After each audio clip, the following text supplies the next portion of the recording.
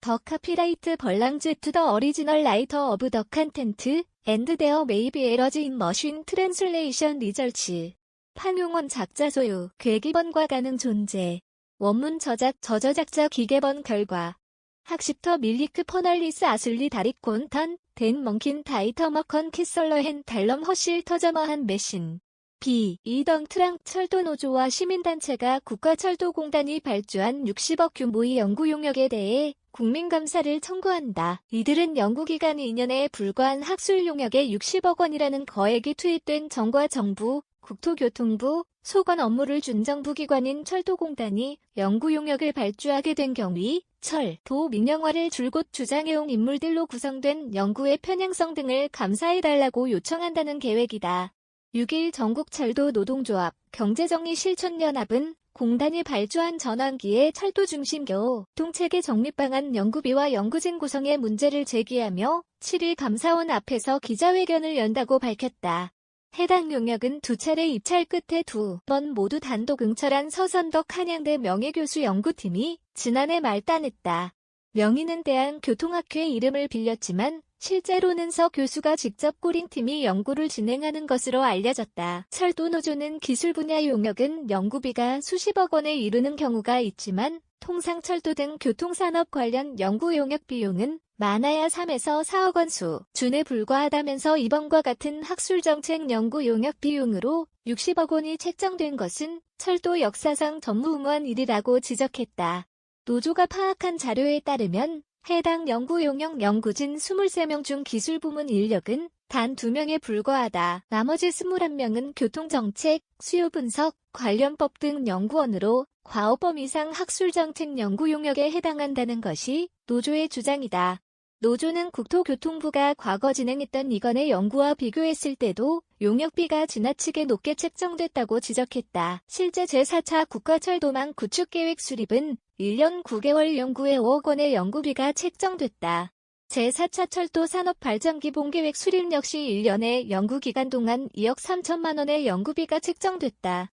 국가철도공단 및 국토교통부가 최근 3년간 입찰 공고한 연구용역비는 적게는 4천만 원에서 많게는 6억 원 수준이었던 것과 비교할 때 60억 원은 과다하다는 얘기다. 해당 용역의 연구기간은 2021년 11월에서 2023년 11월로 24개월에 불과하다. 노조는 특히 공단이 애초에 발주한 용역명은 전환기의 국가교통체계 재정립방안 연구였다가 돌연 용역명이 전환기 철도 중심의 교통체계 정립방안으로 변경된 데다 지난해 12월 17일 용역 착수보고회조차 비공개로 진행하고 보도자료조차 내재하는 것은 용역에 대한 신뢰성에 의심을 할 만하다고 지적했다. 노조는 연구진 구성에도 문제를 제기했다. 연구 책임자인 서선덕 명예교수는 과거 브라질 고속철도 한국사업단장으로 재직할 당시 사업비를 너무 낮게 산정해 해임됐고 최근까지 철도업계에서 별다른 활동을 한 전력이 없는데 고액의 연구 용역 책임자가 된 경위가 명확하지 않다는 것이다. 노조는 서 명예교수와 김한영 국가철도공단 이사장은 오랜 친분관계에 있다고 주장했다. 해당 용역은 김 이사장이 지난해 초 이사장에 취임하면서부터 준비됐다. 노조는 철도 민영화를 강하게 주장해온 인물들이 연구 용역에 참여한다면서 해당 연구 용역이 철도 민영화를 위한 사전 작업에 활용될 수도 있다고 지적했다. 노조는 서 명예교수와 부책임 연구자인 이재훈 박사는 모두 철도 민영화를 강하게 주장해왔다는 공통점이 있다면서 서 교수는 각종 기고문을 통해 철도 민영화를 주장해왔고 이재훈 박사는 대표적인 철도 민영화론자며 김한영 이사장 역시 철도 민영화와 경쟁체제 도입을 주도해온 인물이라고 밝혔다.